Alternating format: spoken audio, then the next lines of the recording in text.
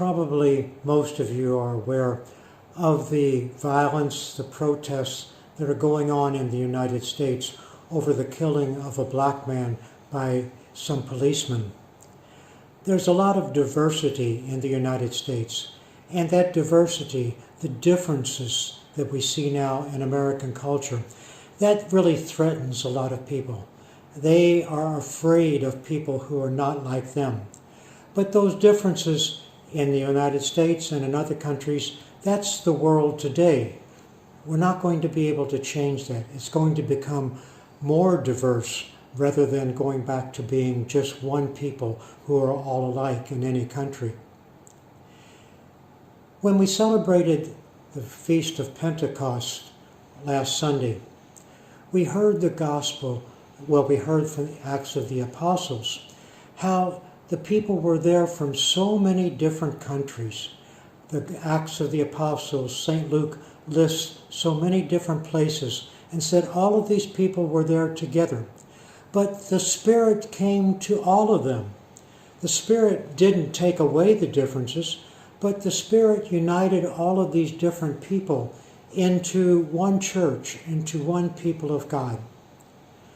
On Pentecost Sunday, the second reading was from St. Paul, and he was talking about the Spirit, and he said, each of us as individuals receive the gifts of the Spirit, and we all receive different gifts.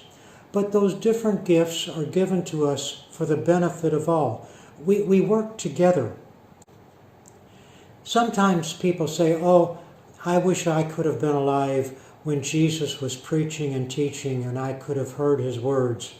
Or I wish I could have seen the risen Jesus and heard him say, peace be with you to me. Or maybe some people say, I would love to have been at that first Pentecost and have heard heard St. Peter talking to the people then. Well, Jesus is not present with us in that same way today. But we do have that same Spirit. The Spirit that came to the disciples at the first Pentecost, that's the Spirit that's given to us in baptism. That's the Spirit that's made strong in us, that's confirmed in us in the sacrament of confirmation. That Spirit is alive and active in our parishes, in our families, in our friends, in all of our relationships. At that first Pentecost, the Spirit was given to the apostles, and then they went out and they created the church. They made the church something real. Today, that same Spirit is given to us, and we are called to go out and to create the church, to give the church new life, to make the church something strong and vibrant in the world today, to make it the presence of God, giving God's love and life to everyone today. How does that happen? Well, the Spirit comes to us and guides us and strengthens us in our relationships. Husbands and wives, parents with their children, brothers and sisters with each other. The Spirit is with us to make those relationships strong. The Spirit is with us to help us to strengthen our relationships with our neighbors, with the people at work, or with people of other countries, or people of different religions, or people of different politics. The Spirit is with us today also to help us to see clearly the reality of the world today, and to help us to overcome the divisions like racism and prejudice and discrimination.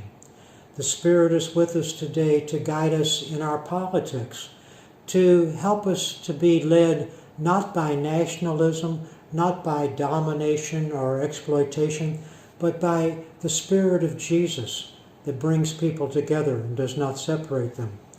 That's how we create the kingdom of God today. And the Spirit of God is given to us just for that. The Spirit has been given to us. We have the power, we have the vision, but we have to ask for the Spirit, we have to look for the Spirit, we have to let the Spirit guide us.